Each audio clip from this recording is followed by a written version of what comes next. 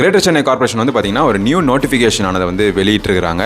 நீங்கள் சென்னையில் tax, pets இந்த மாதிரி செல்லப்பிராணிகளை வீட்டில் வச்சு வளர்க்குறீங்க அப்படின்னா உடனே வந்து சென்னை கார்பரேஷன் .gov.in அப்படிங்கிற வெப்சைட்டில் போயிட்டு பெட் அனிமல் லைசன்ஸ் அப்படிங்கிற ஆப்ஷனை வந்து கிளிக் பண்ணி உடனே ரிஜிஸ்டர் பண்ணிருங்க. லாஸ்ட் டேட் வந்து பார்த்தீங்கன்னா November 24, 2025 அப்படின்னு சொல்லியிருக்கிறாங்க. இன்கேஸ் நீங்கள் வந்து ரிஜிஸ்டர் பண்ணலை அப்படின்னு சொன்னால் 5,000 rupees வரைக்கும் ஃபைன் ஆனது வந்து போடப்படும் அப்படின்னு சொல்லிட்டு திட்டவட்டமாக அறிவிச்சிருக்கிறாங்க. கார்பரேஷன் ஸ்டாஃப்ஸ் வந்து வீடாக வந்து செக் பண்ண போகிறதாகவும் சொல்லியிருக்கிறாங்க.